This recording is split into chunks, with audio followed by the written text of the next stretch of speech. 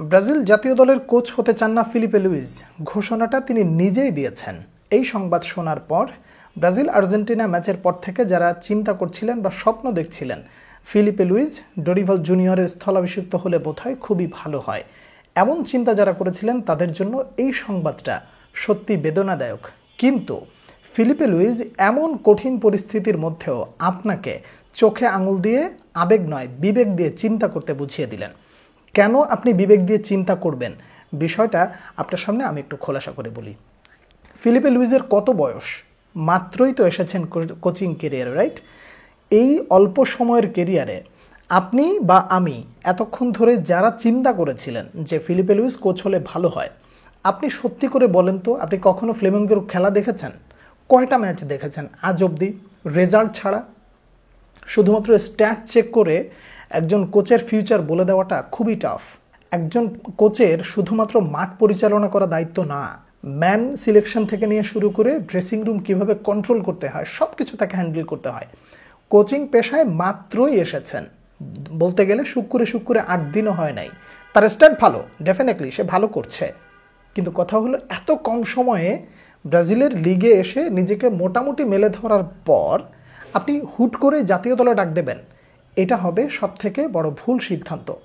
CBF যদি এই সিদ্ধান্ত নিত তবুও পেশাদারিত্বের খাতিরে নিজেকে যেন অল্পতেই ঝরে না পড়েন এবং এই সময় ব্রাজিলের দায়িত্ব নিয়ে যেন আবার হারিয়ে না যান এবং ব্রাজিলকে যেন আরও তলানির দিকে ঠেলে না দেওয়া হয়, সে কারণে তিনি বললেন এই মুহূর্তে আমি ব্রাজিলে যেতে চাই না বা ব্রাজিল জাতীয় দলের দায়িত্ব নিতে চাই না।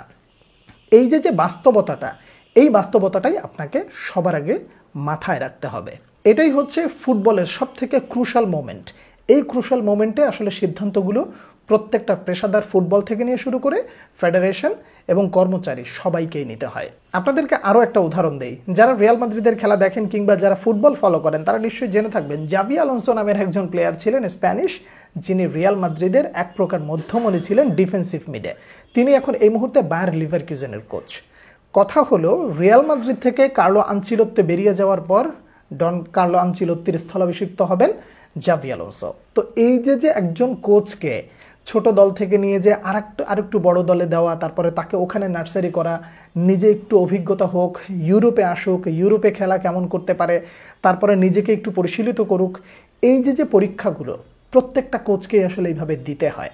আজকে আর্জেন্টিনার কোচকে আপনি যেভাবে সফল দেখছেন, আর্জেন্টিনা কোচ এর আগে তো ছিলেন আর্জেন্টিনার অ্যাসিস্ট্যান্ট কোচ, রাইট? একবারেই তো উনি এসে আর্জেন্টিনার দায়িত্বটা নিতে পারেন নাই। তো এই বাস্তবতাগুলো যদি আপনি না মেনে কিংবা না বুঝে আপনি যদি প্রত্যাশা করেন এই মুহূর্তে অমুককে আনা হোক তমুককে আনা হোক, আপনি প্রত্যাশা করে তার চেয়ে বরং আপনি কি হবে জানেন? আপনি অনেক ব্যথিত হবেন, আপনার হৃদয়টা ভেঙে যাবে। তার চেয়ে বরং একটু বাস্তবতা বোঝার চেষ্টা করেন। আমার কাছে একজনে বাস্তবতা জিজ্ঞাসা করতে চেয়েছিল যে ভাই তাহলে কি ডন কার্লো আনচিলত্তিই হবেন? আমি তাকে একটা জিনিস বলেছিলাম, ভাই এই সিজনে কার্লো আনচিলত্তি যদি রিয়াল মাদ্রিদকে চ্যাম্পিয়ন্স লিগ এনে দিতে পারে তাহলে আগামী বিশ্বকাপ পর্যন্ত আপনারা কার্লো আনচিলত্তিকে পাবেন না। পুরো ক্লিয়ার কাট কথা। যদি ট্রফি লেস হয়, অর্থাৎ রিয়াল মাদ্রিদ লা লিগা, কোপা দেল রে কিংবা চ্যাম্পিয়ন্স লিগ কোনো ট্রফি জিততে না পারে, তাহলে কার্লো আনচিলত্তিকে এখানে ব্রেক টানতে হবে এবং 1 বছর আগে অর্থাৎ বিশ্বকাপের আগে জাভি আলোনসো এসে রিয়াল মাদ্রিদের দায়িত্বটা গ্রহণ করবেন। কিন্তু যদি চ্যাম্পিয়ন্স লিগ পেয়ে যায় তাহলে কার্লো আনচিলত্তিকে বিশ্বকাপের আগে আর ছাড়ার সুযোগ নাই। এছাড়া আপনারা যারা কার্লো আনচিলত্তিকে পছন্দ করেন যে তিনি এসে ব্রাজিলের দায়িত্ব নিলে হয়তোবা খুব ভালো করতে পারেন, এখানেও একটা নেগেটিভ দিক আছে, একটা পজিটিভ দিক আছে। আপনাকে মাথায় রাখতে হবে কার্লো আনচিলত্তিও কিন্তু ওল্ড মডেলের ফুটবলটা প্লেইং করে কিংবা তার শিষ্যদেরকে দিয়ে তিনি খেলিয়ে থাকেন। তার অভিজ্ঞতার জায়গা হলো তিনি বড় বড় দল হ্যান্ডেল করেছেন এবং তার ভেতরে নতুনত্ব সব কিছু মিলে তিনি ড্রেসিং রুমটা কন্ট্রোল করতে পারেন এবং রেজাল্ট বেসড একজন কোচ, তিনি যেভাবেই হোক রেজাল্টটা বের করে নিয়ে আসেন। কিন্তু কথা হলো তার ভেতরে কিন্তু ওল্ড মডেলের ট্যাকটিক্স এখনও বিরাজমান। যারা রিয়াল মাদ্রিদের খেলা দেখেন তারা নিশ্চয়ই জেনে থাকবেন রিয়াল মাদ্রিদ কিন্তু বার্সেলোনার কাছে মোটামুটি হিউমিলিয়েট হয়ে যাচ্ছে মানে কার্লো আনচিলত্তির আন্ডারে। তো সব কিছু মিলে নেগেটিভ পজিটিভ সব কিছুই আছে। কার্লো আনচিলত্তি হলে ভালো হয় নাকি অন্য কেউ হলে ভালো হয়, আপনি আপনার মতামতটা জানাবেন। সেই সাথে আমার ব্যক্তিগতভাবে চাওয়া থাকবে সিবিএফ যেন দ্রুত কোনো সিদ্ধান্ত না নিয়ে ধীরে সুস্থে দীর্ঘমেয়াদী একটা পরিকল্পনা নিয়ে সুন্দর একটা সিদ্ধান্ত নেয়, যে সিদ্ধান্ত ব্রাজিল ফুটবলের জন্য, আর যারা এই মুহূর্তে ব্রাজিল ফুটবলের উন্নতি নিয়ে চিন্তা করছেন বা মন খারাপ করে বসে আছেন তাদের জন্য যেন সুন্দর কিছু হয়। পরবর্তী ভিডিওতে আবার আপনার সাথে দেখা হচ্ছে, সে পর্যন্ত অনেক অনেক ভালো থাকুন। আল্লাহ হাফেজ।